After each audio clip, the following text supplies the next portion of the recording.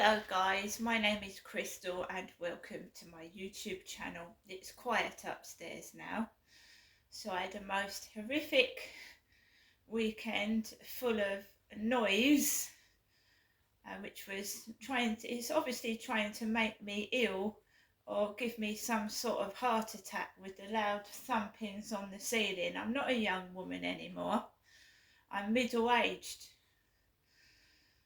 And random loud noises out of the blue can trigger stress and other nasties. But I've kept myself together. I haven't lost my temper. I remember in 2020, 21 and 22 when I needed help and support, and that I was at my depths of despair on the end of the phone, almost calling the Samaritans in 2000, before my dad passed away in 2021. Right? I would go out on the balcony, everybody would be laughing, they would turn their backs on me, neighbours would shut the doors, and I'd feel like a pile of fucking shit. And then I would go outside and walk my dog on that field about 8:30 in the pitch black, right near the water's edge. Right? I've grown older, I've grown wiser. And people aren't worth it. They're not worth the steam off your piss. Now, him and his kids tried to ruin the whole of my weekend. I was getting messages saying they hoped I had a happy weekend with all that racket going on. So they weren't wishing me to have a nice weekend at all. Now, I look after myself, right? And I do a pretty fucking good damn job too, considering what I've been through and other people's interference. And I'm proud of myself. So now we're going on to the Mail on Sunday's You magazine. Beautiful woman on the front. Beautiful woman.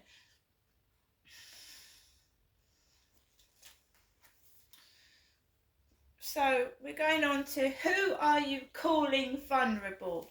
Picture of Marilyn Monroe, a poor unfortunate woman that we don't know if she committed suicide or it was an accidental pill overdose, but there was some also, obviously she was involved with the President of the United States in some sort of affair or something.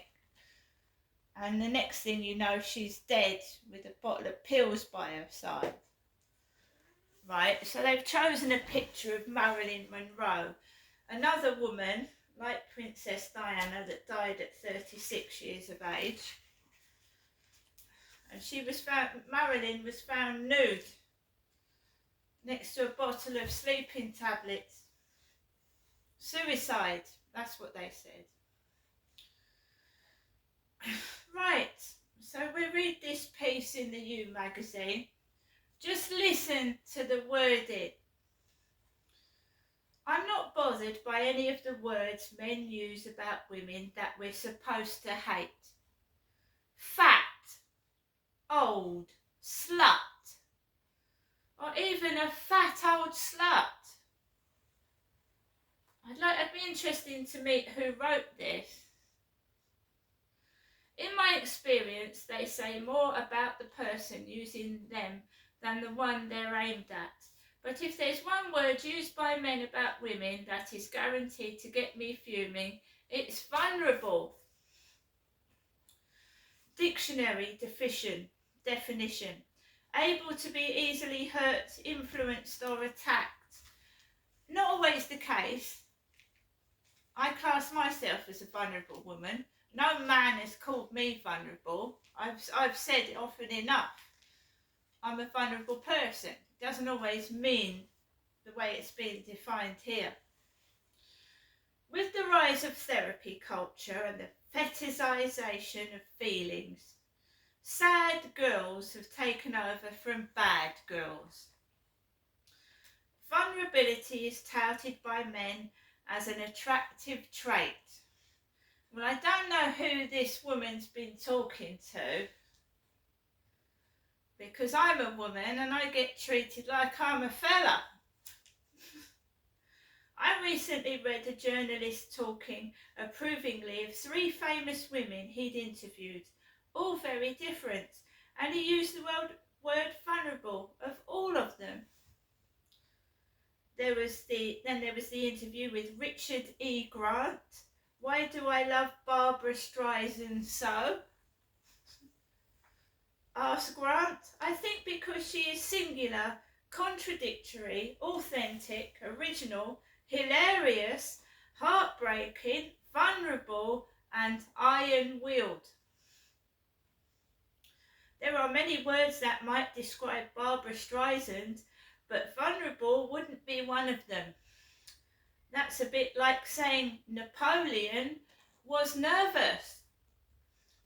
The V word is a way of cutting women down to size.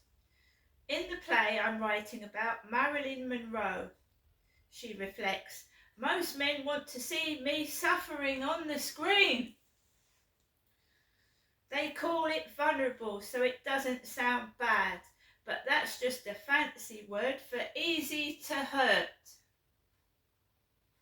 Whenever I hear the word vulnerable used of a woman by a man, I suspect he's a sneaky little coward who is terrified of tough broads and seeks to castrate them with kindness. Even weirder are women who use it of themselves. Hilary Duff recently told Drew Barrymore that she's vulnerable when she's writing children's books. Meghan, Duchess of Sussex, meanwhile, believes any woman is vulnerable when pregnant. Any woman, even the one nicknamed Tungsten by her father-in-law, King Charles. Then there was the Hollywood Reporter's Oscars 2018 round table featuring Lady Gaga and Nicole Kidman, titled, There is a Strength in Vulnerability. If Nicole Kidman's vulnerable, I'm Tom Cruise. Selena Gomez told Time in 2017, I like being vulnerable with my fans on social media. I like that they've seen my mistakes. I try to use that as a way to connect with them. I hope that they know that strength doesn't mean that you have to put on a facade. Strength is being vulnerable. At a time when teenage girls are suffering from a mental health epidemic, mostly caused by making themselves vulnerable on social media, this is highly dodgy philosophizing. Some alleged feminists have tried to reclaim the word and maintain it's brave and modern to display one's scars. But that's a lie.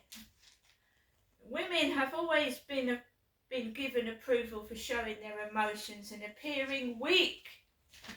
Whereas one who states, this awful thing happened to me and I got over it really quickly, is either accused of being heartless or in denial.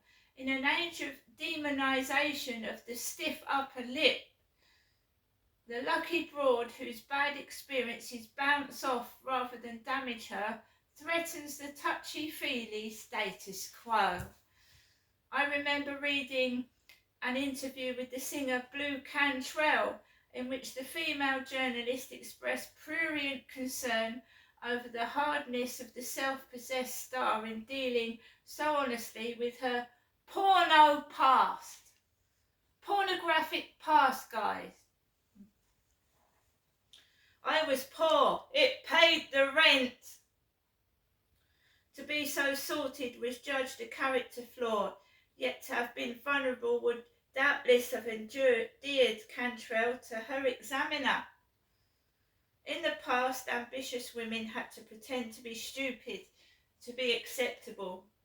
Now they must pretend to be traumatised. What if you actually are traumatised and you are vulnerable? You may argue that it's better to flaunt your than to attempt as the likes of Janis Joplin and Amy Winehouse did. To drown your demons with sex, drugs and booze. But at least they lived 9 lives for the price they paid. These days the calling cards of too many pop and screen starlets are panic attacks and anxiety. There are so many excellent ways to be a woman. Victorious, vivacious, vampish. Do you really want to be vulnerable? I think not. Well, I'm going to agree to disagree with that.